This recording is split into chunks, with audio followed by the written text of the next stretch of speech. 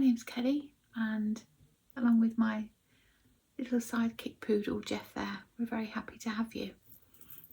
If you've been here before, welcome back. It's been a while, hasn't it? I hope you're well. I hope you've had a really happy, healthy and contented time since we last met. And if you're new, you're so very, very welcome. I hope this is a space that you'll find enjoyable and want to stay. So welcome. So it's January 2nd, I think. Could be 3rd. Let's have a look. 2nd. So cheers everyone. Happy New Year. I got this mug, an Emma Bridgewater Christmas biscuit mug, on a recent trip to Emma Bridgewater factory with a friend Susan. And she treated me, no, I bought the mug. She treated me to the matching apron for my birthday, which was so kind. We're taking the Christmas tree down today and all the trimmings, and I'm reluctant to put this away. I love it. So how are you? Are you well? Have you had a lovely Christmas and Hanukkah, winter solstice, or just December in general if you don't celebrate any particular festival? We've had a lovely time. It was planned to be quite busy and ended up being incredibly quiet, which was, it was strange. I'm not going to lie. It was just the three of us this year for Christmas Day, and in the afternoon Megan went to her boyfriend's and stayed over there for the evening. So from about 3 o'clock it was just Nick and I. So we took Jeff for a walk and then just sat. It was really weird. I've never done that before. So Nick played on his new PlayStation game. I sat with my feet up, got my knitting out and fell asleep. I don't think I've ever had a nap on Christmas Day, ever. It was lovely. And then we woke up, had some food, did the same again. Yeah, it was really lovely. When we first found out that our planned celebrations had changed somewhat to be much quieter, initially I was like, oh, what's the point? You know, what's the point of going to all that effort just for 3 people? And that's so wrong, isn't it? Because for the last 2 years, Nick hasn't been able to eat a Christmas dinner because he hasn't been well. So for him to be excited to eat a big turkey dinner was something in itself to celebrate. So we did. We laid the table all fancy and it was lovely. Really, really nice. And then we went back to work a little bit in between Christmas and New Year, which was lovely. And yeah, New Year, I was asleep by 10 o'clock. I went to bed at 9:30, asleep by 10, didn't hear a thing, didn't hear a firework or anything. And yeah, that was it. Cut my hair, I've just thrown it up in a bun. And anyway, so I thought I'd just pop on and have a little chat with you about the projects I've been working on. I haven't brought everything because it's been a while since I've filmed, hasn't it? And yeah, I didn't show everything, but I've just brought the projects that I'm currently working on and one that I've recently finished. And I've brought Nick's advent shawl to show you. What else have we been up to? I started walking Jeff again. I don't make New Year's resolutions. I don't actually believe that January is a good time to promote change. Let me explain that.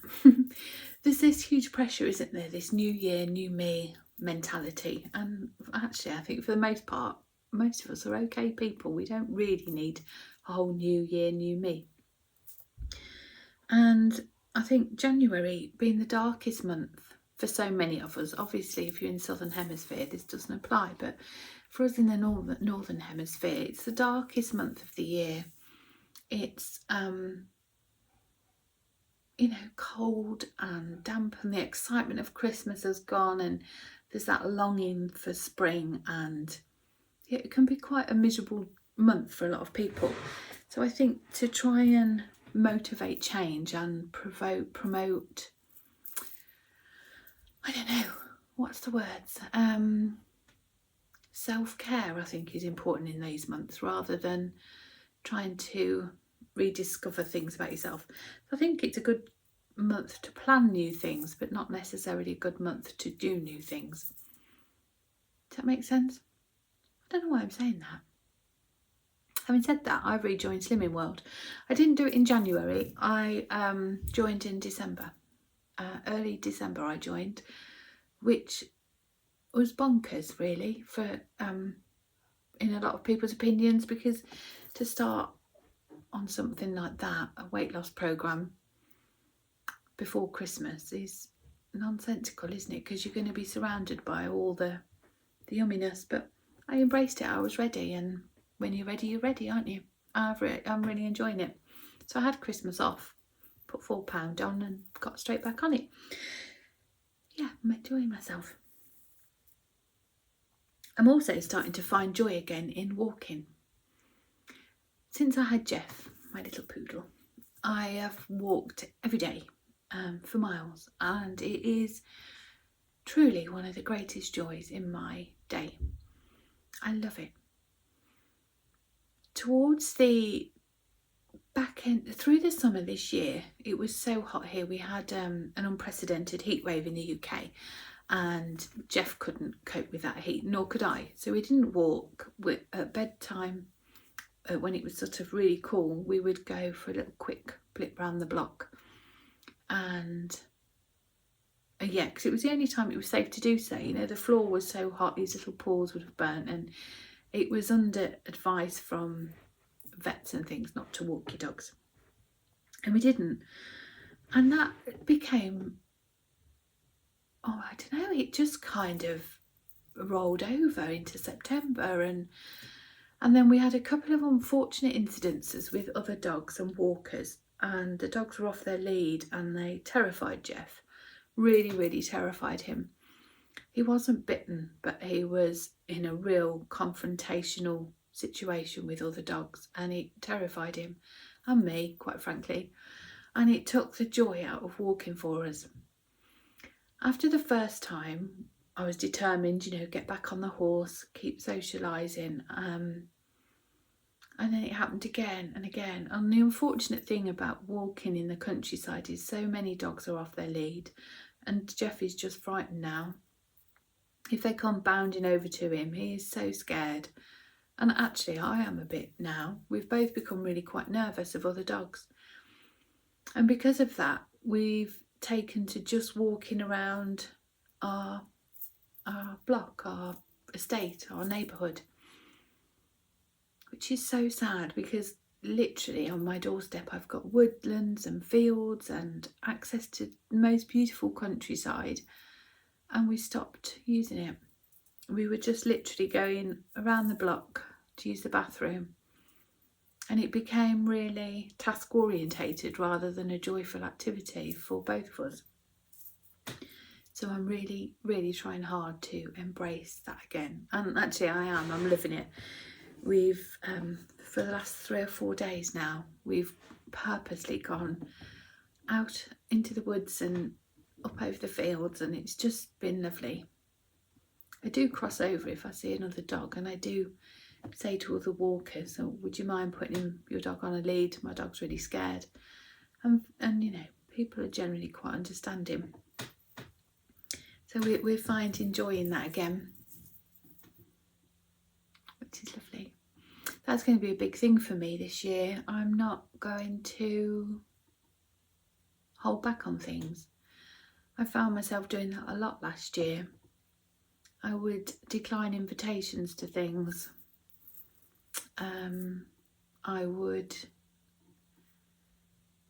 even here to some extent, stopped filming on here because I started to question, I started to question the validity of my voice, and anyway, all that said, I'm back.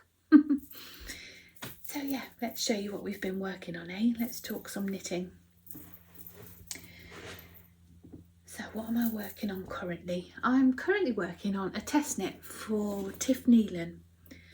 I don't generally do a birthday cast on or anything like that, but it was my birthday in December, and I say we were quite lazy in December, and the test knit call came for this a week before my birthday, and I thought, well, do you know what, I quite fancy that. The time frame, it has to be done by end of January, so it was plenty. It's a lovely jumper. Let me show you. Doing quite well. So this is DK weight and Surrey held together, and then you have a Latvian braid, and then you just drop into the DK, and then you've got the sleeves, and on the sleeves is a beautiful little cable detail just on the sleeve cap there. Isn't it lovely? I've not done a drop shoulder construction before, so that was new to me. Both sleeves are on hold because I need to ball up another ball of yarn. Isn't it lovely? And then you pick up the stitches for the neck afterwards and just do a little bit of rib on the neckband there. And the exciting thing about the sleeves, the cuffs for the sleeves and the hem of the jumper are in 2 colour fisherman's rib, half fisherman's rib, which is lovely. I'm going to do mine in brown. I think will be nice. So the colours I've used are bruised peach, tan bark, and then the Surrey alpaca is magnolia. I think the colours together have worked really, really well. I knew they did. I've done a shawl for my mum in these 3 colours, so I knew they worked well together. But I'm really, really enjoying them as a jumper. Gives that top yoke there just enough contrast without it being entirely different, but it's definitely different. Does that make sense? And that's what I wanted. I wanted just a gentle difference between the two. That braid's on the back as well. I think it's a really nice touch. I'm really pleased with it. So this has been really the thing that's had most of my focus through December. Up until December, I was still finishing my Christmas gifts and things, and they were so well received, which was lovely. I managed to get all the pyjamas finished that I wanted to, and socks for Nick, and yeah, it was lovely. They were so well received. The other main project I've been working on is our new blanket club. We being my husband and I, Nick, run Layfamilyyarn, a hand-dyed yarn business.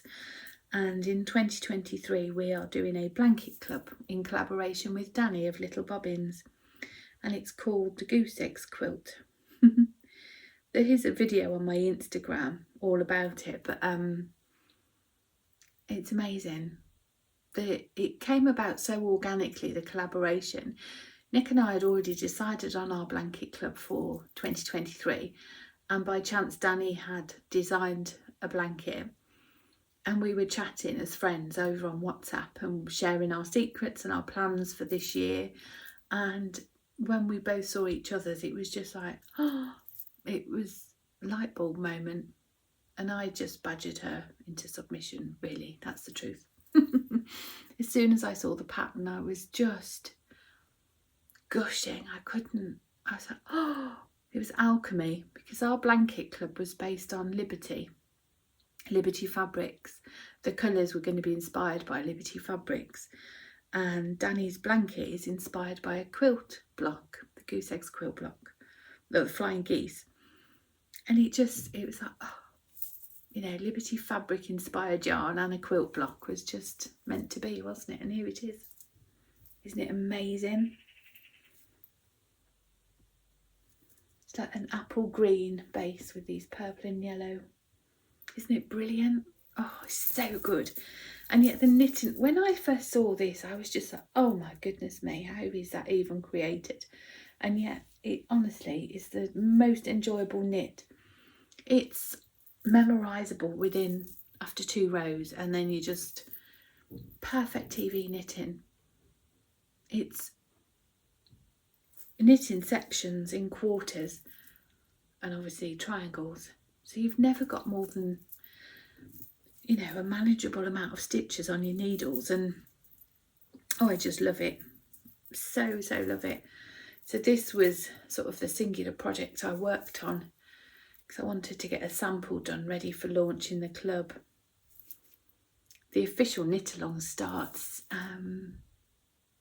January 15th, and Danny and I are going to be hosting a Zoom launch party, which is so exciting.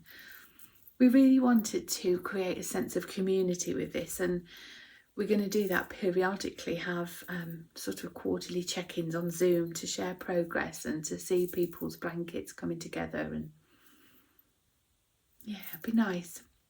Instagram has so changed, hasn't it? And the sense of community has gone a little bit for me on Instagram. So we're trying to create our own community, which is why it's important for me to come back here, because I really miss that. So yeah, this is the goose eggs quilt. I love it. I'm working on the second block now. Shall I give you a sneaky peek? What's this? I've had a watch, an Apple Watch for Christmas, and I can't quite get used to being able to be pinged at any given time. I'll give you a sneaky peek of the colours. I haven't shown these anywhere yet. Oh, it's going to be pink. It's the main colour, with this greeny speckledy beauty. And then the third one is this lilac and sage green number. But I've just started it. Isn't it lovely? Oh, so excited by this whole thing. I'm quite excited for work in general next year. It's we've put a lot of we've changed a lot of things. A lot of our clubs and things historically have been based around mini skeins, which are incredibly time consuming, both the dyeing of and then the processing, packaging, all that sort of thing. And we're changing a little bit this year to enable me a bit more time to come here more frequently and to be able to do other creative endeavours. One of which being we're doing a quarterly spring seasonal treasures box, I've called it, and you'll get a 10-gram palette pack of yarn, 10 mini skeins, seasonally dyed, colour wise, be based on the season we're in, with a sock set and then some other things.